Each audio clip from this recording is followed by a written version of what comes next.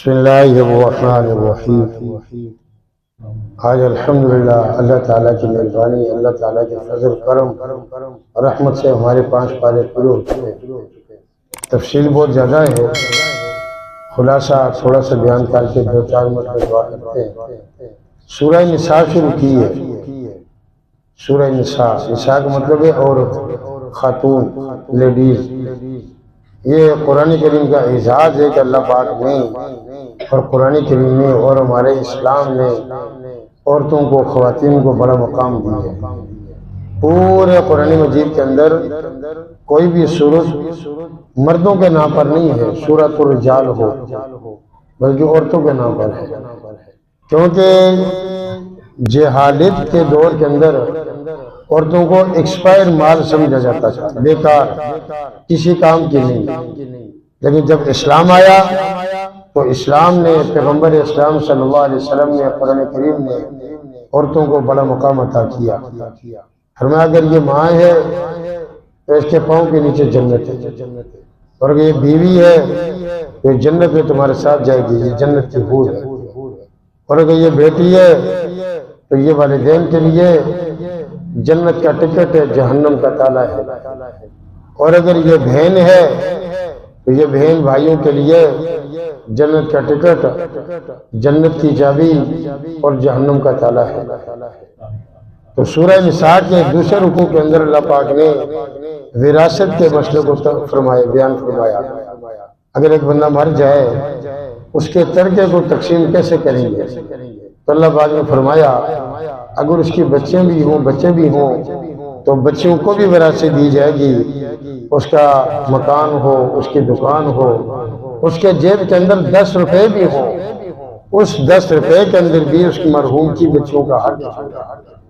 اس کا مکان، اس کی دکان، اس کا پلازہ 1 انچ کا ہو، 1 فٹ کا ہو، 1 بالش کا ہو یا 1 مرلے کا ہو، جہاں پر بچوں کا حق ہے وہیں پر بچوں کو بھی حق ہے۔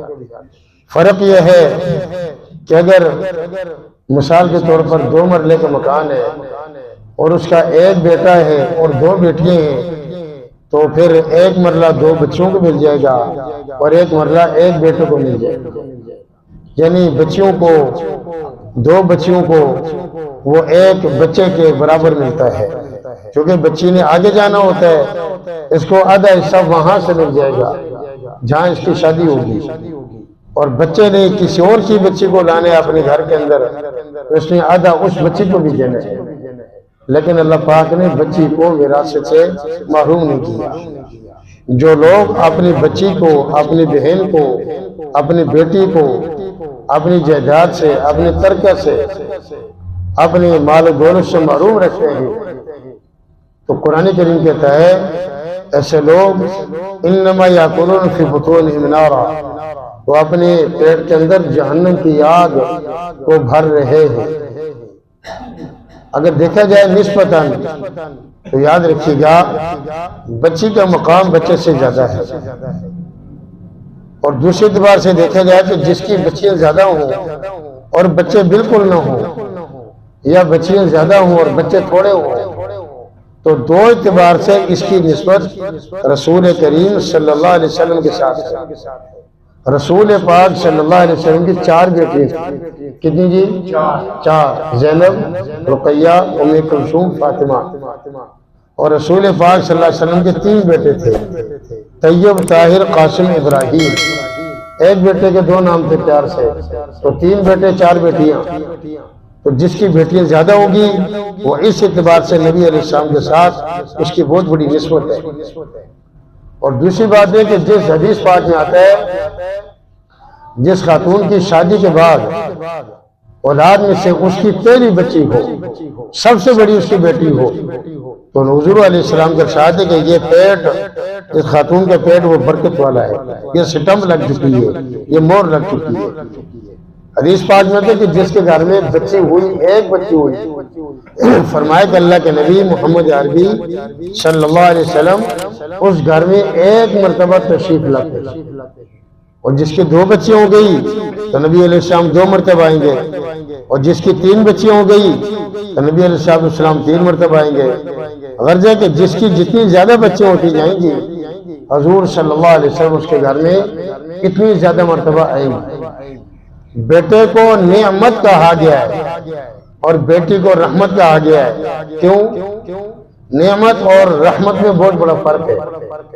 فرق یہ ہے کہ آپ کا بیٹا باپ کی موت کے بعد اگر دعا کرے گا، اگر نماز پڑھے گا، اگر اعمال صالحہ کرے گا تو والدین کو اجر احسان ثواب ملے گا، ٹھیک؟ اگر نہیں کرے گا تو نار میں نہیں ملے گا۔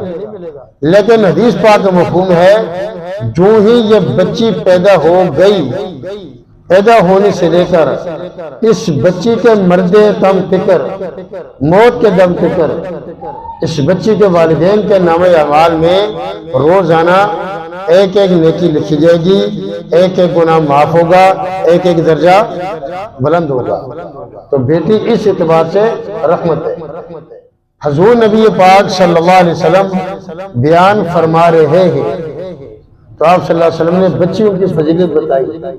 فرمایا کہ جس شخص کی ایک بیٹی ہو اور بچی کی صحیح تربیت کرے، اسلامی تربیت کرے، شرم، حیا، پردہ تمام چیزیں اس کو سکھائے، اور جب وہ بچی اس قابل ہو جائے کہ رخصت ہو جائے تو اسلامی اعتبار سے اس کو رخصت کرے، تو فرمایا کہ یہ بچی قیامت کے دن والدین کے لیے جنت میں داخلے کا ذریعہ بنے گی۔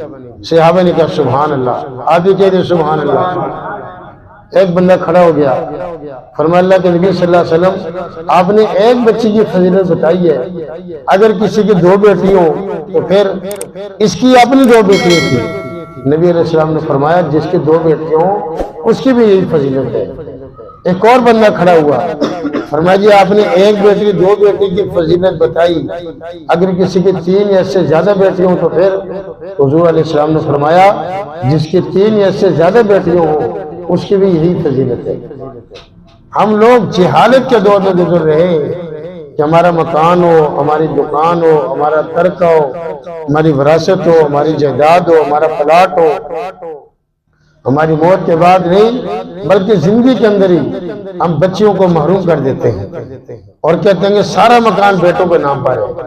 حقیقت کے اندر جو والدین اپنی بچیوں کو اپنے مکان سے، دکان سے، جائیداد سے، ترکے سے محروم کرتے ہیں، اس کے مکان کی بجری کا ہر ٹکڑا، ریت کا ہر ذرہ، سریے کا ہر اندازہ اس کے لیے قبر کے اندر عذاب قبر بن جائے گا، اور جہنم کے لیے جہنم کے اندر اس کے لیے سام بن جائے گا۔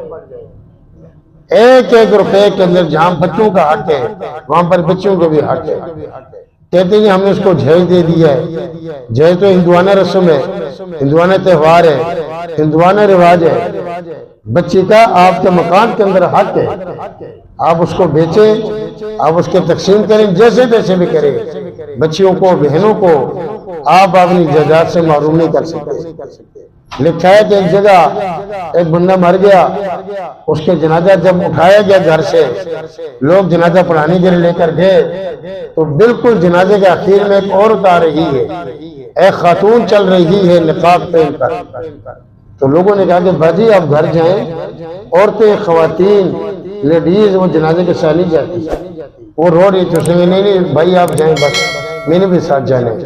جنازہ پڑھا دیا گیا، جنازگاہ کے اندر اس میت کو دفنایا گیا تو عورت ساتھ ساتھ چل رہی ہے۔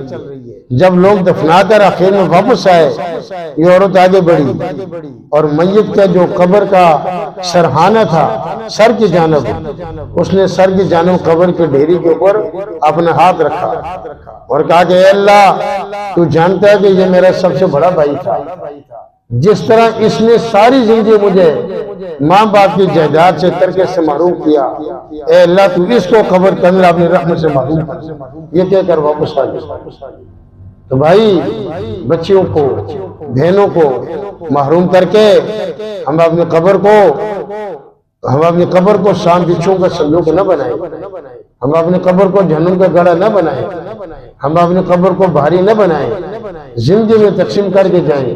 پتہ نہیں موت کے بعد بیٹے تمہاری بچوں کو وراثت دیتے کہ نہیں دیتے، مکان بیچ کر یا جیسے تیسے بھی ہو، شریعت کے مطابق ان بچوں کو ان کا حق دے کر جائیں۔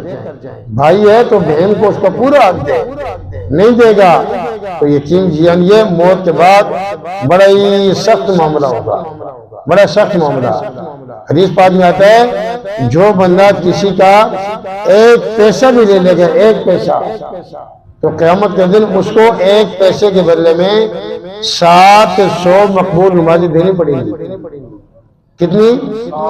700، 600، 700 مقبول نمازیں جو اللہ کے مقبول ہوگی۔ تو ہمیں تو پتہ ہی نہیں بھائی ہماری تو ساری نمازیں مردود ہیں، نہ ہمارے سجدہ ڈھنگ کا، نہ ہمارا رکوع ڈھنگ کا، نہ ہمارا قیام، نہ ہمارا دعا قنوت، نہ ہماری تحیات ٹھیک۔ یہ تو کوئی سن لو تو پھر پتہ چلے کس کی نماز ٹھیک ہے کس کی غلط ہے۔ تو جو مقبول نمازیں وہ دینی پڑے گی۔ وہ قیامت کے دن کا بڑا مہنگا سودا ہے، بڑا سخت سودا ہے۔ دنیا کا سودا سستا ہے۔ قرآن کریم کہتا ہے انہ علیم قدیر، اللہ تعالیٰ عالم ہے، اللہ تعالیٰ قدیر ہے، قدردان ہے۔ اگر ایک مرتبہ دنیا میں ایک بندہ ایک مرتبہ سبحان اللہ کہے گا، اللہ تعالیٰ اس کو سبحان اللہ کا پورا اجر عطا فرمائے گا، اور موت کے بعد کروڑوں مرتبہ سبحان اللہ کہے ایک ذرہ برابر اس کو اجر نہیں ملے گا۔ دنیا نیکی کرنے کی جگہ ہے، دنیا گناہوں سے بچنے کی جگہ ہے۔ ہم دنیا کے اندر نیکی کر کے جائیں، بچوں سے پیار کر کے جائیں۔ اسے کہتے ہیں کہ باہر سے جب آئیں تو آپ کی بچیوں اور آپ کے بچے ہیں، آپ پہلے چیزیں بچی کو دیں، بچی کو بچے پر ترجیح دیں، بہن کو بھائی پر ترجیح دیں۔ یہ ہندوانہ تہوار ہے، ہندوانہ رسم ہے، کافروں کا کام ہے جو بچوں کو بچیوں پر ترجیح دیتے ہیں اور بچوں کو کوئی فوقیت نہیں دیتے، کوئی ویلیو نہیں دیتے۔ کہتے ہیں کہ بچہ تو ہمارا وارث ہوگا، نہیں، وَلِلَّهِ مِيرَاثُ السَّمَاوَاتِ وَالْأَرْضِ، سب کچھ ہمارا کھپ جائے گا۔ سب کا وارث کون ہے؟ ایک اللہ ہے، ایک اللہ ہے۔ اس وجہ سے اس کا خیال کرنا چاہیے۔ آج کی یہ سورہ نساء ہمیں اس بات کی دعوت دیتی ہے ہم دنیا کے اندر میزان عدل قائم کریں، انصاف کا ترازو قائم کریں، مظلوم بن جائیں لیکن ظالم نہ بنیں، کیونکہ حدیث پاک میں آتا ہے حضور صلی اللہ علیہ وسلم کا ارشاد ہے الظلم ظلمات یوم القیامہ، یہ جو ظلم ہے یہ قیامت کے دن اندھیروں کی صورت میں بندے کے سامنے آئے گا۔ جو دنیا میں جتنا بڑا ظالم ہوگا قیامت کے دن اتنے سخت وہ اندھیرے میں وہ دھنس جائے گا۔ جو دنیا میں جتنا عدل و انصاف سے کام لے گا وہ قیامت کے دن اللہ پاک اس کو اتنا اونچا درجہ اور بدلہ عطا فرمائیں گے۔ اپنے بچوں پر، اپنے گھر والوں پر، اپنے بچیوں پر زیادتی نہ کریں۔